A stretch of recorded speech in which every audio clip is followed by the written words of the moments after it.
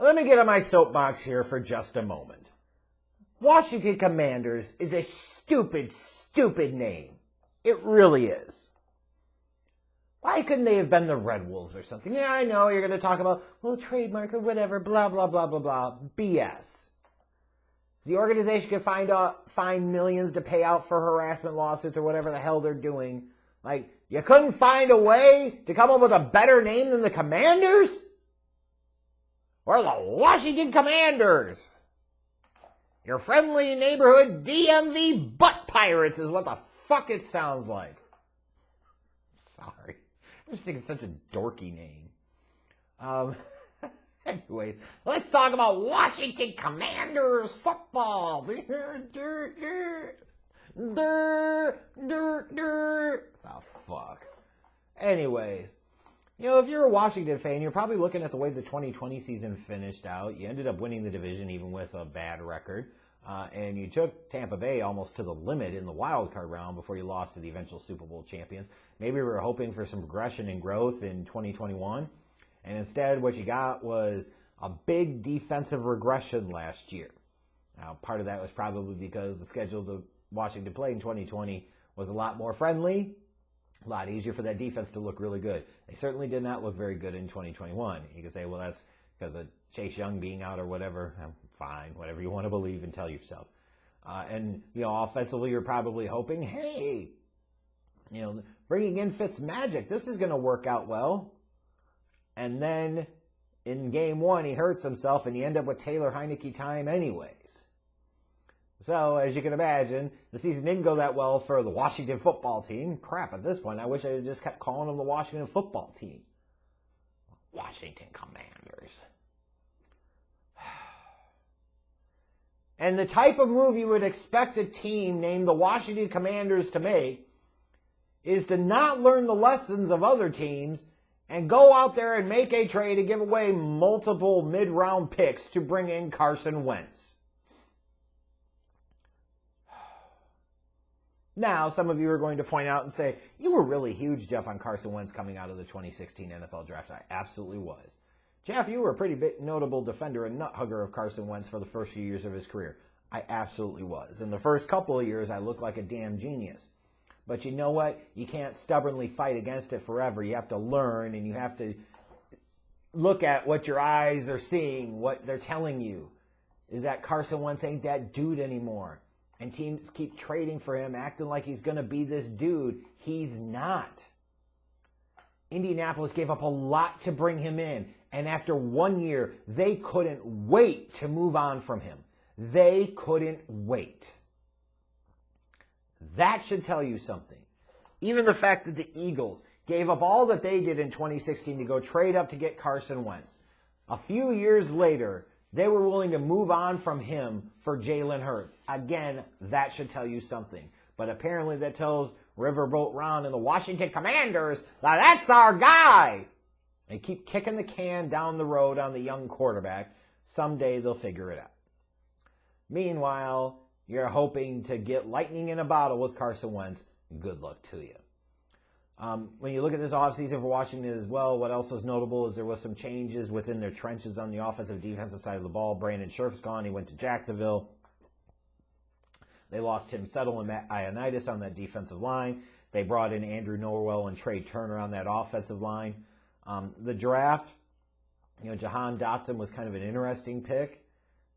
I guess the hope being is that Carson Wentz has the arm strength that you could sling it around more with Dotson and McLaurin and Curtis Samuel in the passing game. We'll see how that works out. Side note here, glad to hear that Brian Robinson Jr. is doing well. It really, really sucks. You hear about a young man, just getting ready to live out his dream, and then he gets robbed and he gets shot a couple of times. That sucks. So glad to hear that things are going well for him. What I do wonder, too, about this team is, their fifth-round pick, Sam Howell, is he going to get an opportunity to play this year? Should he? Interesting question. So as I look at this team right now and the way they're constructed, what do I like about them? One, I like their offensive line. Charles Leno had a pretty good season last year. They kept some of the core intact. Like I said, they did let Brandon Scherf go, but they brought in Andrew Norwell. They brought in Trey Turner. So that should be a solid offensive line group. And I do like the receiving group. I mentioned Terry McLaurin. Eventually get Logan Thomas back. I don't know that he's going to play week 1, but you get him back at tight end. You've got Curtis Samuel. Hopefully he'll play better this year. Jahan Dotson. I like some of the weapons. Gibson out of the backfield as a receiver. They've got a pretty good, talented receiving group around Carson Wentz, relatively speaking. So, shouldn't be an excuse of Wentz doesn't have weapons, because he certainly should.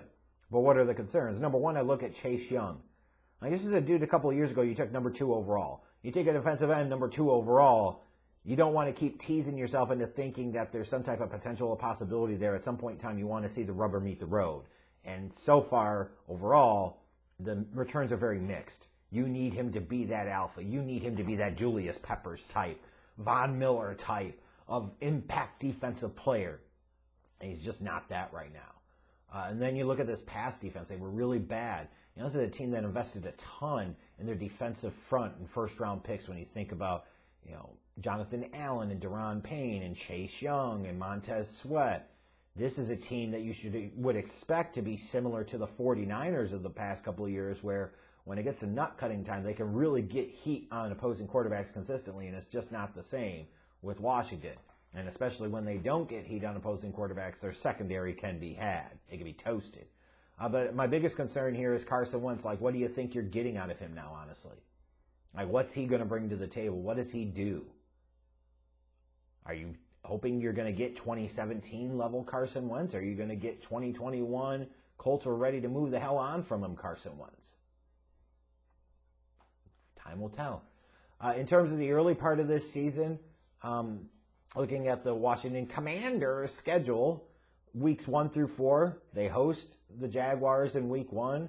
If they don't win that game, that's going to get ugly pretty quickly. And then week 2, they go to Detroit. Let's just humor me for a second. Let's just say, as unlikely as it is, what happens if Washington loses their first 2 games? Because their next 2 games, they host the Eagles and they got to go to Dallas. They certainly could be staring down the barrel of a 1-3 start. They may even be staring down the barrel of an 0-4 start. And if they do, things are going to get really ugly really quickly up there in the DMV area. Ugh. And then you got another stretch of games where you could say maybe these are some winnable games for Washington, where if they think they have a chance at the wild card, this is where they really make some hay, weeks 11 through 15, because you've got Houston on the road, and then you host Atlanta. There's a bye week mixed in there. It's at New York Giants, then a bye week, and then you host the Giants. So you got a couple of games against a divisional opponent. You've got Houston on the road. You've got Atlanta at home. If you have any thoughts of sliding into the back end of the playoff picture here, this is where you've got to make some damage. As the old me from a few years ago would be excited for Washington to have somebody like Carson Wentz, I have to be honest about the current reality and say there's not really that much reason for excitement with Carson Wentz coming to Washington. Commanders fans can hate me all they want for mocking the team name, but it's fucking dumb. And you could sit there and dilute yourself into thinking that Carson Wentz is great, but until proven otherwise, he absolutely is not. He absolutely is not. And at some point in time, you just got to wake up and face facts. I think this is a middling team, 7 or 8 wins, 3rd in the division. Do I see a path, honestly, to them for them to the playoffs? Carson Wentz has to stay healthy the whole year, which is also a big question. They've got to stay healthy on offense. They've got to be able to put up a bunch of points, as I certainly wouldn't trust that defense to stop people consistently. I just don't know that that's going to happen.